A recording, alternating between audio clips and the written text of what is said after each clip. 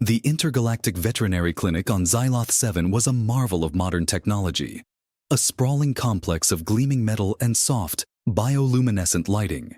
It catered to a dizzying array of species, from the delicate crystalline glimmerflies to the hulking, armor-plated Graxons.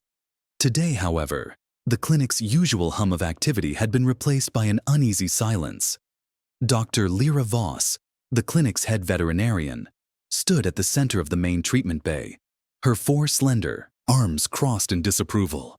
Her iridescent scales shimmered under the lights, a sign of her agitation. "Absolutely not," she said, her voice sharp and final. "I will not risk the safety of this clinic, or its staff, for a Vorath." The creature in question loomed in the reinforced containment unit behind her, its massive form heaving with labored breaths. It was a nightmarish blend of muscle and sinew, with jagged, obsidian-like scales and eyes that glowed like molten gold. Even sedated, it radiated an aura of primal menace. "But Dr. Voss," protested Kyle, the clinic's youngest intern. His wide, luminous eyes flicked between the Vorath and his superior. "It's clearly in pain. Isn't it our duty to help?" "Our duty," Voss replied icily, "is to make rational decisions. The Vorath is an apex predator, Kyle. It's not just dangerous, it's lethal. Entire starships have been lost to these creatures. I won't have its blood on my hands." From across the room, a voice piped up, cheerful and undeterred. "Oh, come on, Doc. It's just a big scaredy cat." All eyes turned to Dr. Elena Carter, Ellie to her friends, the clinic's newest addition and its only human veterinarian. She leaned casually against a console, her auburn hair tied back in a messy ponytail and a grin playing on her lips. Despite the tension in the room, she seemed utterly at ease. "Scaredy cat?" Voss repeated, her tone dripping with skepticism. "Ellie, that scaredy cat could tear you in half without breaking a sweat." "Maybe," Ellie conceded, pushing off the console and stepping closer to the containment unit. "But look at its body language. The flattened ears, the rapid breathing. It's terrified. Pain does that to any creature, no matter how big or tough they seem." "Ellie's right," Tick chimed in, their small, insect-like forms skittering. Across the console, their voice was high-pitched and rapid, matching their movements. "The biometrics show elevated stress levels. It's not attacking, it's reacting." Voss pinched the bridge of her nose, a gesture she'd picked up from Ellie. "Even if that's true, we don't have the resources to handle something like this. The risks are worth it." Ellie interrupted, her tone firm but kind. Look, I get it. You're worried about the team. But if we don't help this thing, it's going to die. And not just die. It's going to suffer. Is that really the legacy you want for this clinic?" Before Voss could respond, the doors to the treatment bay hissed open, and Zorak lumbered in. The hulking alien was a walking contradiction. His massive frame and scarred exoskeleton suggested a lifetime of combat. But his easy grin and booming laugh made him the clinic's resident joker. "What's all the fuss about?" he asked, his voice like gravel. Then he spotted the Vorath and let out a low whistle. "Well, slap my scales and call me dinner. That's a Vorath, isn't it?" "Yes," Voss said, exasperated. "And we're not treating it." Zorak scratched his chin, his claws clicking against his exoskeleton. "Seems like a shame. I've heard they're real gentle once you get to know 'em." Ellie snorted. "Gentle? Really?" "Sure," Zorak said with a shrug. "Just gotta show 'em who's boss. I once wrestled a Vorath on Zephyria Prime. Took it down with nothing but my wits and a length of chain." "You're full of it," Tick said, their antennae twitching in amusement. "Am not," Zorak protested, though his grin suggested otherwise. Ellie turned back to Voss, her expression earnest. "Let me try. I'll take full responsibility. If anything goes wrong, I'll handle it." Voss hesitated, her gaze flicking between Ellie and the Vorath. Finally, she sighed. "Fine, but you're not doing this alone. Tick, monitor the biometrics. Zorak, Be ready to step in if things go south. And Kale, yes, Dr. Voss? The intern said eagerly. Stay out of the way. As the team sprang into action, Ellie approached the containment unit, her movements slow and deliberate. The Vorath's eyes locked onto her, and it let out a low, rumbling growl. Hey there, big guy, Ellie said softly, her voice calm and steady. I know you're scared. I know you're hurting. But we're here to help, okay? The Vorath's growl deepened, but it didn't lash out. Ellie took that as a good sign. She reached for the control panel, her fingers hovering over the release button. Ellie, Voss warned. Are you sure about this? Ellie glanced over her shoulder, her grin returning. Trust me, Doc. It's just frightened, not dangerous. With that, she hit the button, and the containment unit hissed open. The Vorath surged forward, its massive form filling the room. For a moment, time seemed to stand still. Then Ellie stepped closer, her hand outstretched. Easy now, she murmured. Easy. The Vorath paused, its golden eyes narrowing, and then, to everyone's astonishment, it let out a soft, almost plaintive whine. Ellie smiled. See? Told you. The room erupted into a flurry of activity, as the team moved in to assist. But as Ellie worked to soothe the creature, she couldn't shake the feeling that this was only the beginning. The Vorath's arrival had set something in motion, something far bigger than any of them realized. And, deep within the creature's body, a tiny, hidden device began to emit a faint, pulsing signal. All right, Ellie said, turning to face them. Here's the plan. We're going to calm it down, treat its injuries, and figure out why it's here. Tick, I need you to modify the holographic projector to simulate its natural habitat. Kyle, grab that pheromone-based sedative from the storage locker.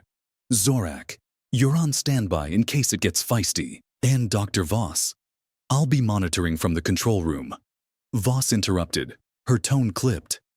I still think this is a mistake, but since you've committed us to this insanity, I'll do what I can to mitigate the risks. Ellie nodded, unfazed by Voss's disapproval. Fair enough. Let's get to work.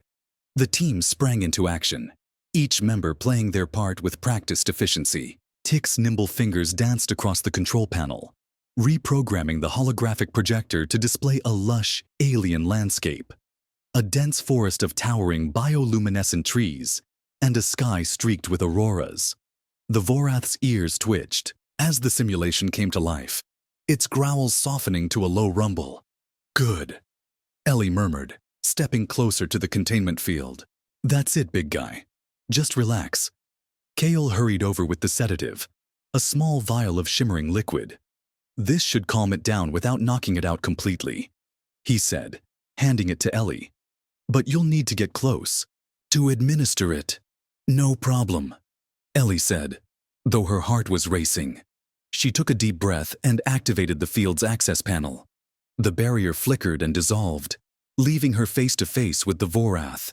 The creature's eyes locked onto hers, its muscles tensing as if ready to pounce. Ellie held up her hands, showing she was unarmed. Easy now, she said, her voice steady. I'm not here to hurt you. For a moment, the Vorath seemed to consider her words. Then, with a sudden lunge, it surged forward, its massive claws slashing through the air. Ellie ducked just in time, the wind from the creature's swing ruffling her hair. Ellie! Kale shouted, his voice tinged with panic. I'm fine, she called back, rolling to her feet. Zorak, now! The hulking alien was already in motion, his massive frame barreling into the Vorath with enough force to send it stumbling. The creature roared in fury, its claws raking across Zorak's exoskeleton with a sound like nails on a chalkboard. Hold! It's steady! Ellie yelled, darting forward with the sedative in hand. Zorak grunted, his muscles straining as he wrestled the Vorath to the ground. Easier said than done, he growled, his voice strained. Ellie didn't waste time. She plunged the sedative into the Vorath's flank, injecting the shimmering liquid directly into its bloodstream. The creature let out a final ear-splitting roar before its movements began to slow, its golden eyes dimming as the sedative took effect. "Got it," Ellie said, stepping back and wiping sweat from her brow. "Nice work, Zorak." "Anytime," Zorak replied, though he was clearly winded. "But next time, maybe warn me before you throw me into a death match." Ellie grinned. "Where's the fun in that?" As the Vorath's breathing evened out, the team gathered around, their initial fear giving way to cautious optimism. Tick scanned the creature with a handheld device, their antennae twitching as they analyzed the data.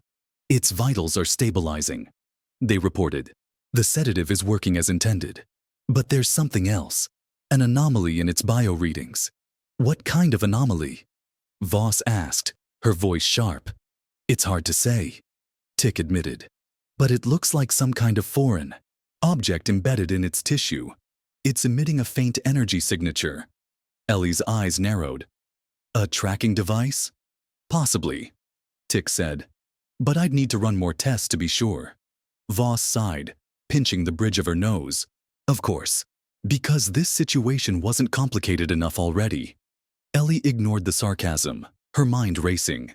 "If someone's tracking this Vorath, it's not here by accident. We need to find out who's behind this and why." "Agreed," Voss said, though her tone suggested she'd rather be anywhere else. "But for now, let's focus on treating its injuries. We can deal with the rest later." The team set to work, their earlier tension replaced by a sense of purpose. Ellie took the lead, her hands moving with practiced precision as she cleaned and bandaged the Vorath's wounds. Kyle assisted, his earlier fear giving way to fascination as he observed the creature up close. "It's incredible," he murmured, his voice filled with awe. "I've read about Voraths, but seeing one in person, it's like something out of a dream. More like a nightmare," Zorak muttered, though there was a hint of admiration in his voice. Ellie smiled, her gaze lingering on the Vorath's massive form. "It's just a creature, like any other, scared, hurt, and trying to survive. If we can help it, we should." As the team worked, the Vorath's eyes fluttered open, its gaze locking onto Ellie's. For a moment, there was a strange, almost understanding look in its golden eyes. Then, with a soft grunt, it closed its eyes again, its breathing steady and calm. "Well," Ellie said, stepping back and wiping her hands on her coat, "I'd say that's a good start." Voss nodded, though her expression was still wary. "For now. But don't get too comfortable, Ellie. This is far from over." Ellie didn't respond, her mind already racing ahead to the next challenge. The Vorath's arrival had set something in motion, and she had a feeling things were only going to get more complicated from here. But for now at least, they'd taken the first step. And that was enough. Bly Carter stood at the Vorath's side, her hands resting lightly on its flank as she monitored its vitals. The rest of the team hovered nearby, their expressions a mix of curiosity and apprehension. Tick was hunched over a console, their insect-like fingers flying across the interface as they analyzed the data streaming in from the Vorath's bio-readings. "Anything new?" Ellie asked, glancing over at Tick. The small alien's antennae twitched, a sign of frustration. "The foreign object is definitely a tracking device," they said, their voice tinged with annoyance. "But it's not just a tracker. It's also emitting a low-level neural signal, something designed to influence the Vorath's behavior." Ellie's brow furrowed. "Influence how?" "Hard to say without more data," Tick admitted. "But if I had to guess, I'd say it's meant to keep the creature agitated, maybe even make it more aggressive." Zorak let out a low whistle. "So someone's not just tracking this thing, they're controlling it?" "Looks that way," Tick said, their tone grim. Dr. Voss stepped forward, her iridescent scales shimmering under the soft light. "This changes everything," she said, her voice tight with concern. "If this Vorath is being manipulated, it's not just a wild animal. It's a weapon. And whoever's behind this won't take kindly to us interfering." Ellie crossed her arms, her expression thoughtful. which means we need to act fast. If we can remove the device, we might be able to break their control. And then what? Voss demanded.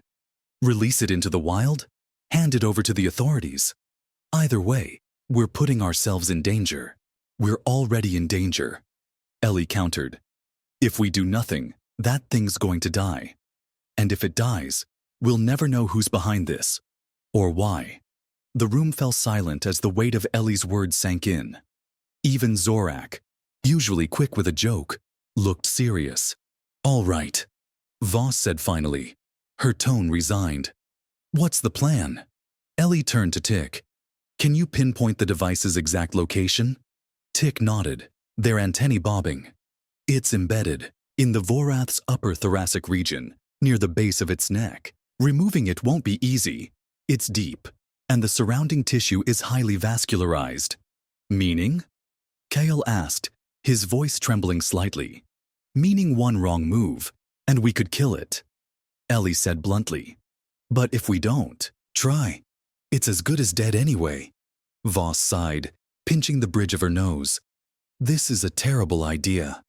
Got a better one? Ellie asked, her tone challenging. Voss didn't respond, which Ellie took as a win. All right, Ellie said, clapping her hands together. Let's get to work. Tick, prep the surgical tools. Zorak, I need you to keep the Vorath steady if it wakes up. Kale, assist Tick with the scans. And Dr. Voss, I'll monitor from the control room. Voss said, her tone clipped. Someone needs to keep an eye on the bigger picture. Ellie nodded, her expression softening. Thanks, Doc. The team moved into position, their earlier tension replaced by a sense of purpose.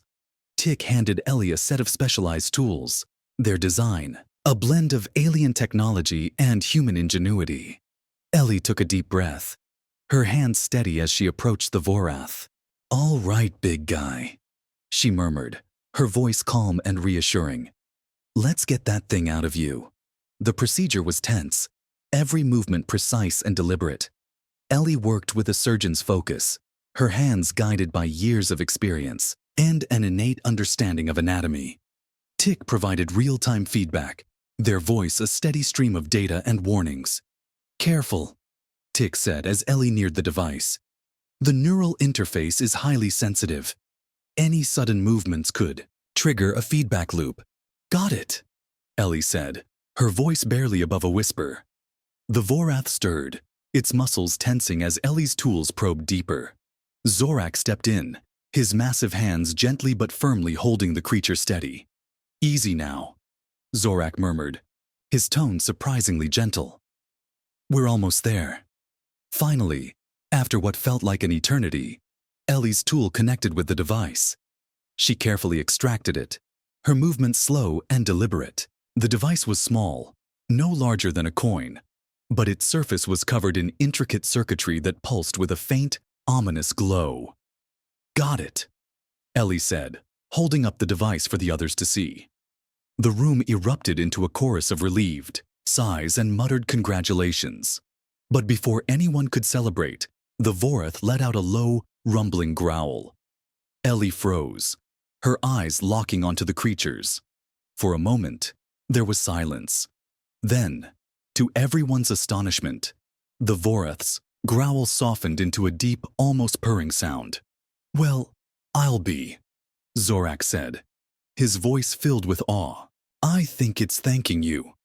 Ellie smiled, her hand resting lightly on the Vorath's flank. You're welcome, big guy. But as the team began to relax, Tick's voice cut through the moment like a knife. Ellie, they said, their tone urgent. You need to see this. Ellie turned to see Tick holding the device, their expression grim. What is it? She asked, her heart sinking. Tick held up the device, their antennae twitching nervously. This isn't just a tracker or a neural interface. It's a beacon, and it's been activated. The room fell silent as the implication sank in. How long do we have? Ellie asked, her voice steady despite the fear creeping into her chest. Tick's response was barely a whisper. Not long. Ellie Carter adjusted the settings on the portable containment field, her hands moving with practiced ease. "All right, big guy," she murmured, her voice soft but firm. "This is it. You're going home." The rest of the team stood nearby, their expressions a mix of relief and lingering unease. Dr. Voss watched from a distance, her arms crossed and her iridescent scales shimmering under the bay's harsh lights. Tick was busy at a console, their insect-like fingers flying across the interface as they monitored the Vorath's vitals. Zorak leaned against a crate, his massive frame relaxed, but his eyes sharp and watchful. Kale hovered near Ellie, his youthful enthusiasm tempered by the gravity of the situation. "Are we sure this is the right move?" Kyle asked, his voice tinged with uncertainty. "What if the people who were tracking it come back?" "They will," Ellie said, her tone matter-of-fact. "But we've done everything we can to protect it. The rest is up to the Vorath." Before Kale could respond, the bay's doors hissed open, and a group of armed figures stormed in. They were clad in sleek black armor, their faces obscured by helmets with glowing visors. At their head was a tall, imposing figure who stepped forward, his voice cold and commanding. "Hand over the creature," he said, his tone leaving no room for argument. Ellie stepped in front of the Vorath, her arms crossed and her expression defiant. "Not a chance." The leader's visor flickered, revealing a pair of cold, calculating eyes. "You don't understand what you're dealing with. That creature is property of the Zetherian Corporation. Interfere, and you'll regret it." "Funny," Ellie said, her voice dripping with sarcasm. "I don't see a name tag on it." The leader's hand twitched toward the weapon at his side. But before he could act, Zorak stepped forward, his massive frame blocking the path. "I wouldn't do that if I were you," he said, his voice a low growl. The leader hesitated, his eyes flicking between Zorak and the rest of the team. "You're making a mistake," he said, though his confidence seemed to waver. "No," Ellie said, her tone firm. "You are. This creature isn't your property. It's a living being, and it deserves to be free." The leader's lips curled, into a sneer. "You're naive if you think that matters. The Zetherian Corporation doesn't take kindly to interference. Good thing we're not afraid of bullies." Ellie shot back. The standoff might have escalated further if not for Tick's sudden exclamation. "Ellie, we've got a problem." Ellie turned to see Tick frantically typing at the console, their antennae twitching with alarm. "What is it?" "The beacon signal. It's been amplified.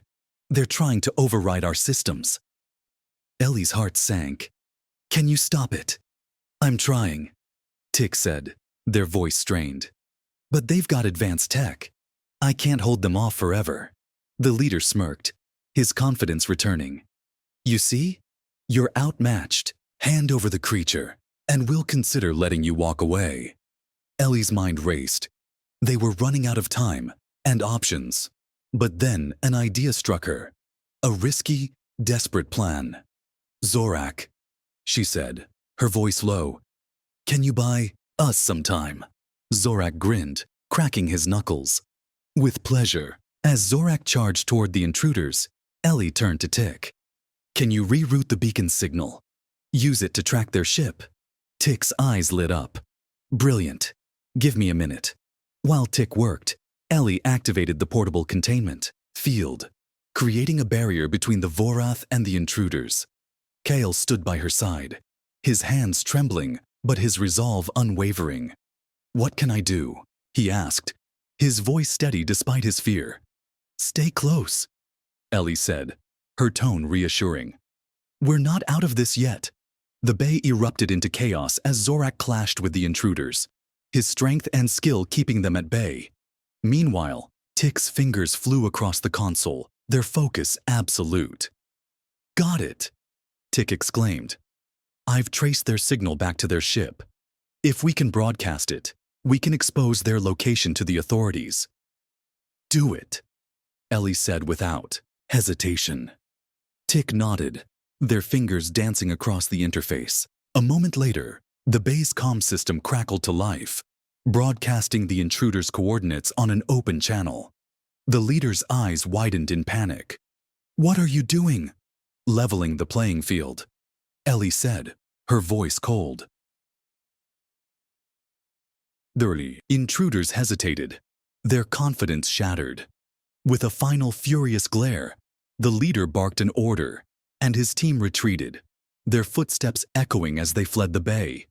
The room fell silent, the tension dissipating like a storm cloud. Zorak let out a triumphant laugh, clapping Ellie on the back hard enough to make her stumble.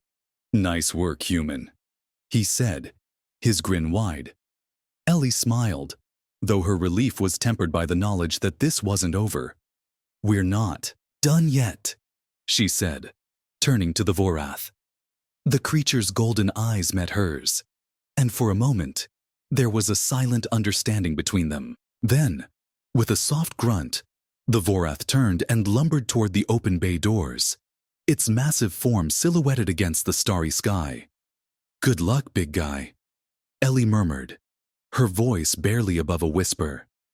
As the Vorath disappeared into the night, the team gathered in the bay, their expressions a mix of exhaustion and triumph. Voss stepped forward, her usual stern demeanor softened by a hint of respect.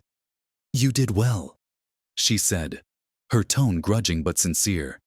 "But don't think this is the end. The Zetherian Corporation won't forget this." "Let them come," Ellie said, her voice steady. "We'll be ready."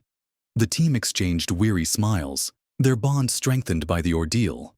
As they turned to leave the bay, Ellie cast one last glance at the stars, her heart filled with a quiet hope. The Vorath was free, and for now, that was enough.